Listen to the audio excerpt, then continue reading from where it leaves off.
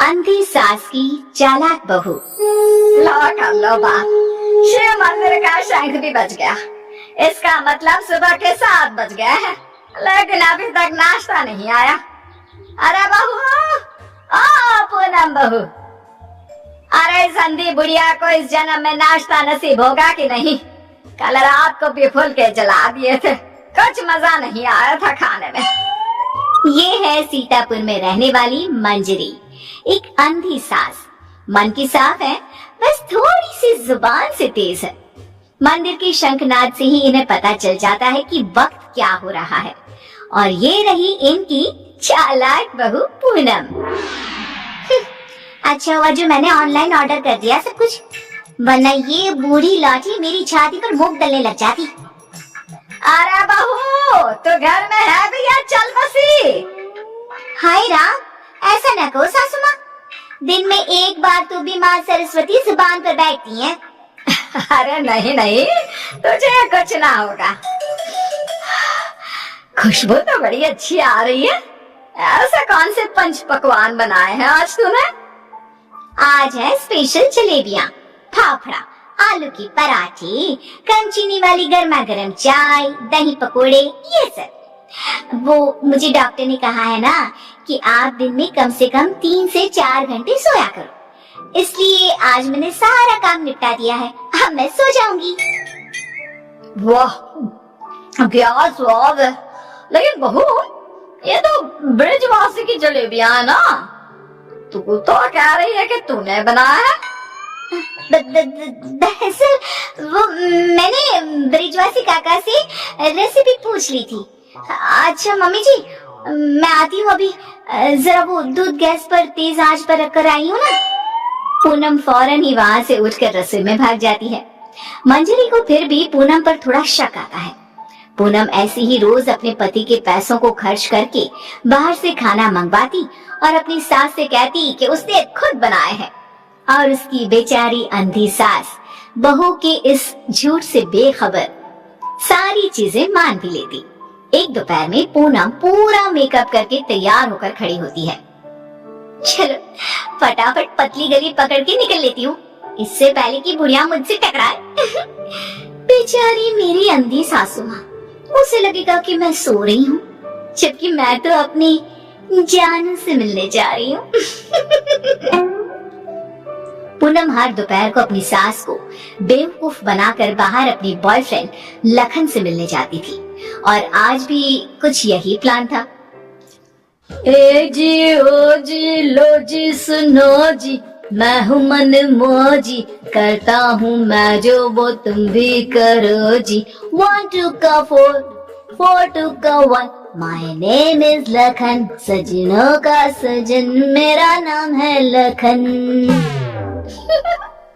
लखन तुम भी ना बिल्कुल एंटीक पीस हो। यार पूनम, हम कब तक ऐसे छुप छुप कर मिलते रहेंगे? एक तो मेरे पास कोई नौकरी भी नहीं है, वरना ये दिल वाला अपनी दुल्हनिया को खुद ही ले जाता।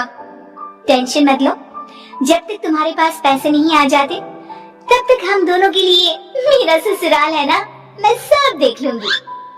लेकिन तुम्हारे पति को शक वक हो गया तो?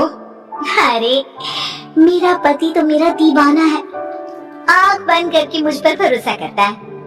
उसके पास से घी निकालने के लिए उंगली टेढ़ी करने की नौबत तक नहीं आएगी। ओए ओए ओए, शुक्रिया मेरी जान, love you love you love you. I love you too. इसी तरह दिन बीतते रहते हैं। एक रात देवेश बहुत खुश अपने ऑफिस से घर लौटता है।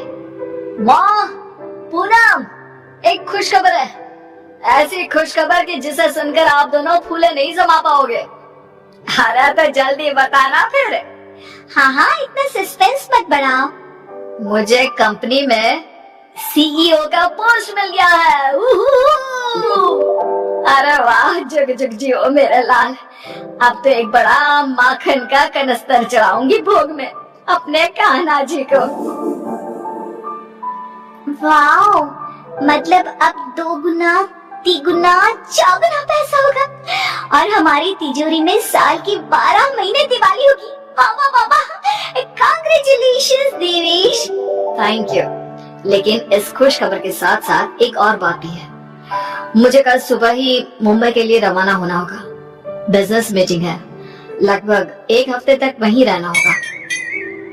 क्या? ये तो कितनी अच्छी बात है। मेरा मतलब है कि आप मुंबई घूम भी लेंगे। कहते हैं ना, रात में मुंबई की सड़कें और नजारा काफी सुहाना होता है। वाकई में, ले जा इसे भी अपने साथ। अब मैं तो ठहरी अंधी। डॉक्टर ने कहा है रोशनी कभी भी आ सकती है, लेकिन मुझे तो ना लगता कि इस जन्म में आएगी मेरी आंखों की रोशनी।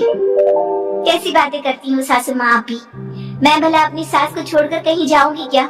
अगर मैं चली गई तो आपकी सेवा क्या पड़ोस की मीना करने आएगी? देवेश, तुम आराम से घूम कर आओ और मेरे लिए एक अलग से सूटकेस भर के तोहफे लाना। इसे तो बस तोहफे ही दो, चाहे वो तीज हो, त्योहार या कोई और आम मामूली सा दिन। बस तोहफे तोहफे तोहफे। बिल्कुल पागल है ये। अरे मैं तोहफे मांगू तो आपको क्या दिक्कत है? आप भी मंगवा लो ना। देख देख देवेश बेटा, कैसे कैंची की तरह तेज चल रही है इसकी जुबान। अरे आप दोनों शांत बैठ जाओ, मैं आप दोनों के लिए ढेर सारे तोहफे लाऊंगा बस। देवेश अगली सुबह मुंबई के लिए निकल जाता है। इसी बात से खुश होकर पूनम सोचती है, रास्ते का कांटा तो साफ हो गया है। अभी मैं चुपके से मेरे लखन को घर पर भी बुला सकती हूँ। इस अंधी बुढ़िया को तो कानों कान भनक भी नहीं लगेगी। पूनम अब रात को चुपके से पीछे के दरवाजे के जरिए लखन को घर पर बुला लेती है। अब जहाँ सास घोड़े बेचकर खर्राटे मारते हुए सो रही होती है, तो वो बहू के बात करने की आवाज सुनकर तुरंत उठकर बैठ जाती है।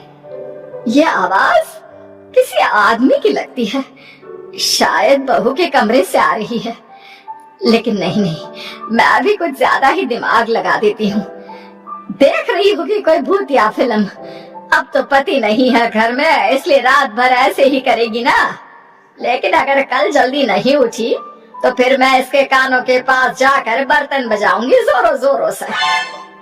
ये सिलसिला रोज चलता है और मंजरी को रोज लगता है कि पूनम टीवी पर कोई फिल्म देख रही है। एक दिन जब पूनम बाहर होती है, तभी मंजरी सोकर उठती है और आंखें खोलते ही उसे सब कुछ दिखाई देने लगता है। वो अपने आसपास सब कुछ देखकर काफी खुश और आश्चर्यचकित हो जाती है। ये तो गजब हो गया, मेरे आंखों की रोशनी फिर से लौट आई।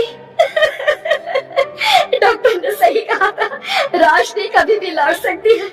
बहू, अरे ओ पूनम का जान, कहाँ मर गई? देख तो अब मुझे सब कुछ दिखाई दे रहा है। अब तो मैं छड़ी का इस्तेमाल भी नहीं करूंगी और अब मैं रोज अपने भगवान जी को भी देख सकती हूँ। पूनम!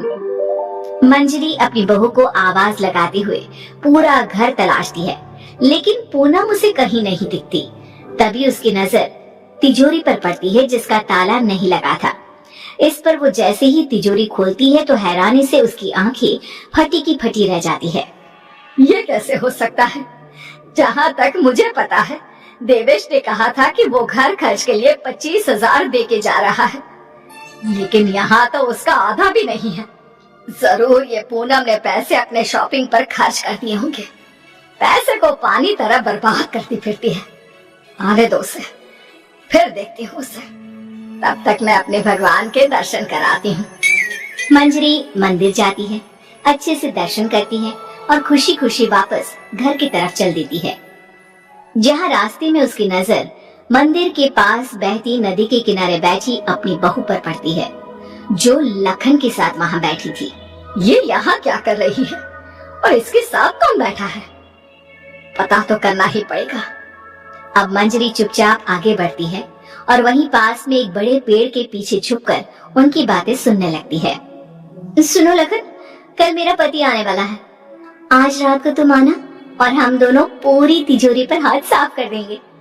और भी बहुत सारा बेशकीमती सामान पड़ा है घर पर, उसे भी हम अपने साथ लेकर यहाँ से भाग जाएंगे। आइडिया अच्छा है मेरी जान, अब हमें कोई नहीं रोक सकता। हम ना यहाँ से सीधा सिंगापुर जाएंगे डार्लिंग। बाप रे बाप, इसका मतलब इस महारानी का इस मुफ्तखोर के साथ चक्कर चल रहा है। अच्छा, तो मेरे बेटे को लूट कर अपनी दुनिया बसाने का प्लान चल रहा है। अब रुक, तुझे दिखाती हूँ दाल और आटे का भाव। अब घर पे अच्छे से डोली सजाती हूँ तेरी विदाई के लिए। मंजरी वहां से चली जाती है और कुछ देर बाद जब पूनम घर लौटती है तो वो दोबारा उसके सामने अंधी होने का नाटक करने लगती है। अरे सासू माँ, व्हाट्सएप?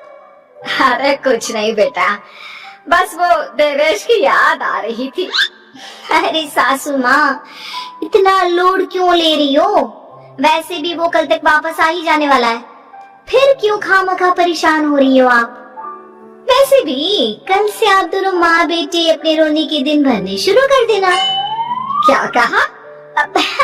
मेरा मतलब कल जब आएंगे एक हफ्ते के बाद, तब आप कर लेना ना भरत मिला गले मिल के जी भर के रो लेना। अच्छा, ऐसा कह रही है क्या तू? ठीक है, चल बहू, मेरे ना घुटनों में काफी दर्द हो रहा है, थोड़ा बाम लगाकर मालिश तो कर देना बेटा। और हाँ, 2 दिन बाद 7 पंडितों को भोजन खिलाना है, उसके लिए मसाले भी तो तैयार करने हैं। सिलबट्टे पर ही पीसना है उनको, घर के पीसे शुद्ध मसाले चाहिए। लेकिन सासू माँ, मैंने जो कह दिया सो कह दिया, अब कोई आना कानी ना करना, ठीक है? वरना देवेश को फोन करके बता दूंगी। हाँ, मंजरी अपनी बहू पूनम से जानबूझकर सारा काम करवाती है और ना चाहते हुए भी पूनम को वो सारा काम करना ही पड़ता है। आखिरी बार थोड़ी एक्स्ट्रा सेवा करा लेती हूँ इस नासपिटी कर्मचारी से। मुझे इतने सालों तक उल्लू बनाया ना, अब इससे एक दिन में कैसे सूखी मिर्ची बनाती हूँ देखना। सारा दिन काम करके पूनम अपने कमरे में जाती है और रात को लखन पीछे के दरवाजे से घर में घुस आता है। किधर है सारा माल? जल्दी करो, अपने पास बिल्कुल भी टाइम नहीं है। पूनम और लखन मिलकर सामान चुरा ही रहे होते हैं कि तभी वहाँ पर देवेश और मंजरी आ जाते हैं और उन्हें वहाँ देखकर पूनम और लखन के पैरों तले जमीन खिसक जाती है। देवेश, देवेश, तुम? सासू माँ, आप देख सकती हो? कैसे? तुझे क्या लगा तू हमें इस तरह चूना लगाकर आसानी से बचकर निकल जाएगी? पूनम, जो कुछ भी तुमने हमारे साथ किया है ना, मैंने कभी सपने में भी नहीं सोचा था कि तुम ऐसा करोगी।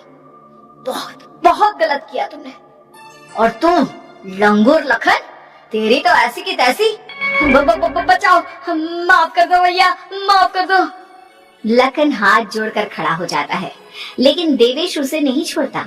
वो तुरंत पुलिस को बुलाता है और पूनम और लखन को फ्रॉड और चोरी के केस में अरेस्ट करा देता है।